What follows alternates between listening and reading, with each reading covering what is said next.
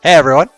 With just a few days before New Year's and after seeing how rowdy y'all could get on the dance floor, I decided to play some jams to warm us up a little bit.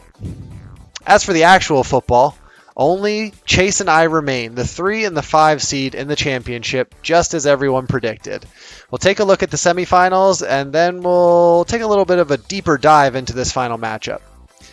We'll start with the JV semifinal matchup, and I will gladly not be eating my words after seeking out this matchup so aggressively and finally ending Paul's fraudulent season.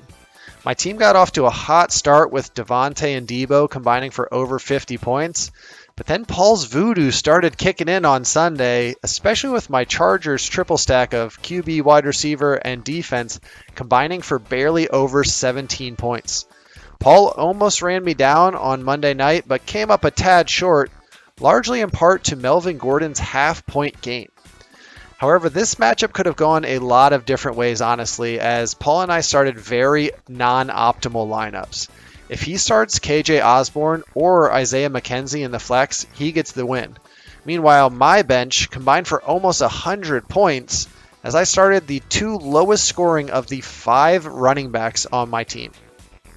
This depth plus everyone grabbing up the last remaining viable defenses means I'm going to have some tough decisions to make in the championships. You hear that, Paul? I'll be in the championship. Now for the semifinals where the teams actually played well. Does it count as a jeffing if it's just between the 4 remaining teams in the semifinals? Zach actually was the highest scorer of the week, but of the 4 remaining teams, Skip had the second highest score and finds himself eliminated. That's a playoff Jeff special right there. Things were looking pretty good for him too until Sunday night where Chase's 5 stack of Cowboys players, QB, tight end, defense, kicker, and punter combined for 87 points.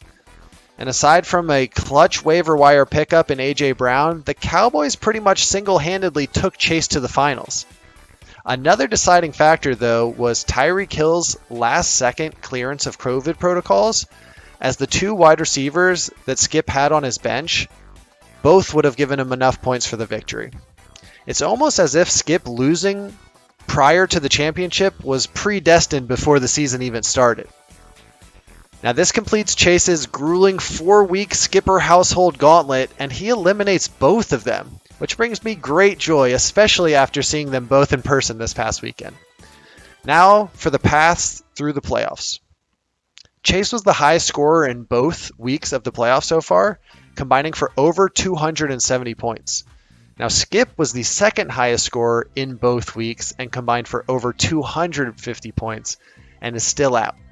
I combined for barely over 220 points and only had to beat out a 72 and a 104 point performance to make it to the finals. Slightly different difficulty levels to get here. But now that we're here, it's a pretty close matchup. The projections are practically a toss-up, and of the 16 weeks in the season so far, Chase and I have each outscored the other 8 times. That's about as balanced as you can get. Now for the starting lineups, Chase doesn't really have many decisions to make other than whether or not he'll run the Cowboys defense out there again. They've scored double digits in 4 consecutive weeks, and is he really going to bench them when they're on this hot of a streak? As for me, I have numerous running backs and wide receivers to choose between, and I will ultimately most likely make the wrong choice, just like I did this last week. That and Chase grabbing a 3rd defense, and Jeff picking up the best defense on waivers for his super competitive consolation bracket championship means I'm going to have to decide whether or not I even start a defense after I was burnt with a -5 this last week. I do have at least one player that will be playing on Monday Night Football, so if we're lucky, we might get a nice, final, spicy ending to the season. If you guys have any ideas for side bets for me and Chase, I'm all ears. Tune in next week for an either very sad or very obnoxious Commissioner's Corner.